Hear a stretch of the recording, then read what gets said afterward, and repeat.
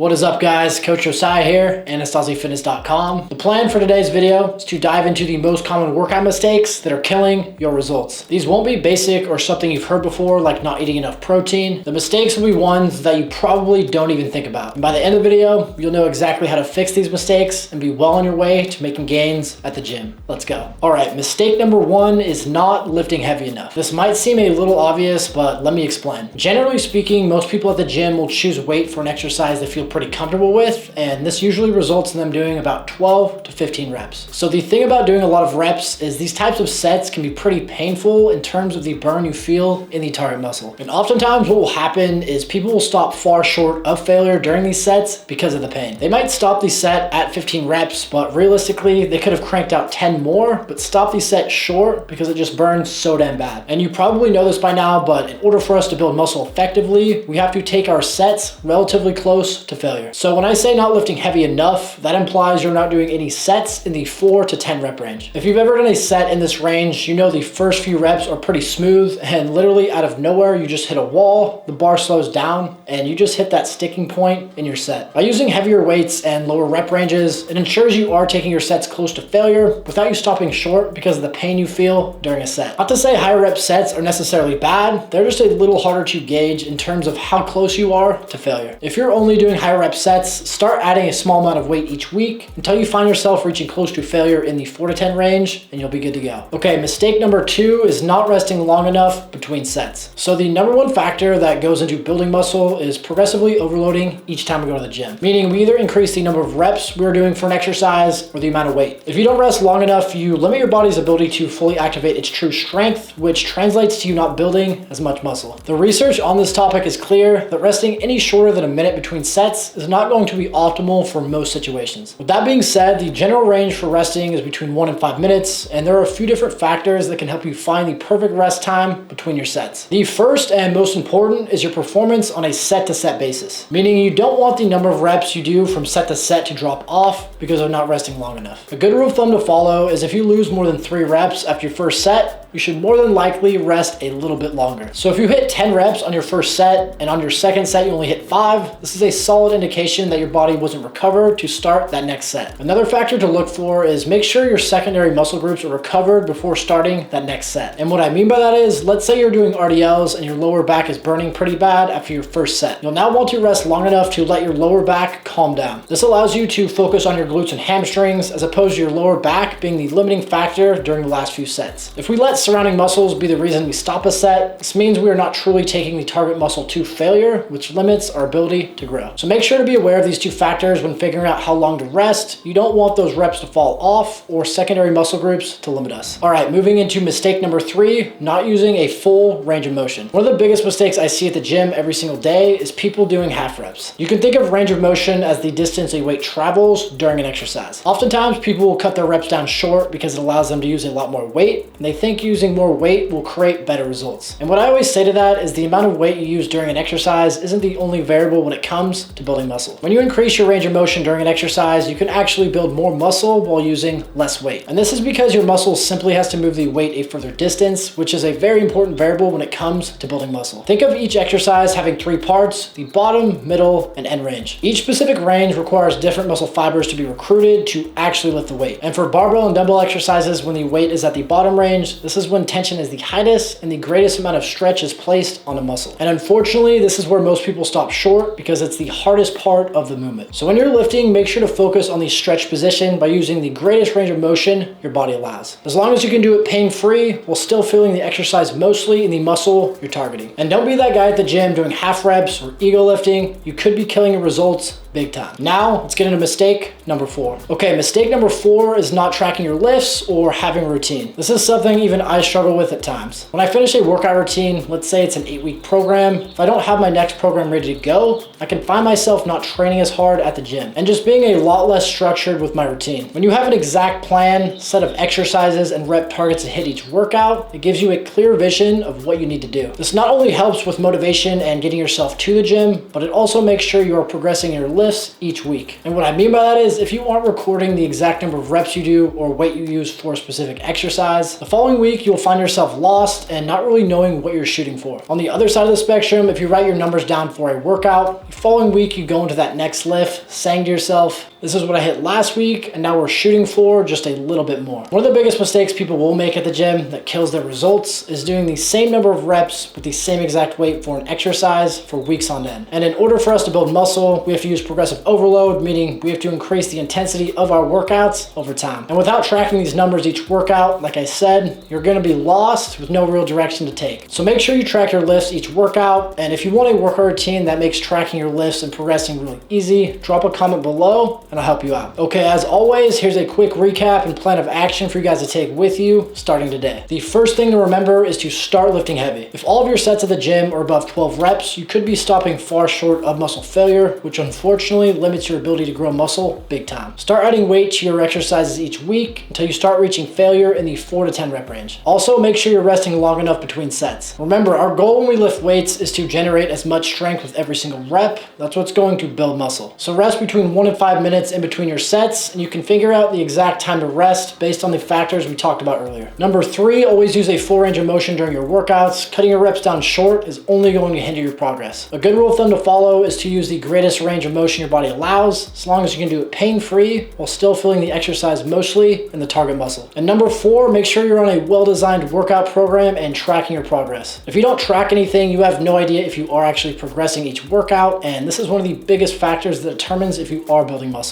So don't forget to track your lifts each week. All right, that's it for the video today, guys. I hope it helped. Make sure to subscribe to the channel to help us grow and for plenty more videos just like this. And if you want a little more info about how to avoid these mistakes, click on one of these videos. I go into a lot more depth on each mistake. Thanks for watching, guys, and I'll talk to you soon. Let's go.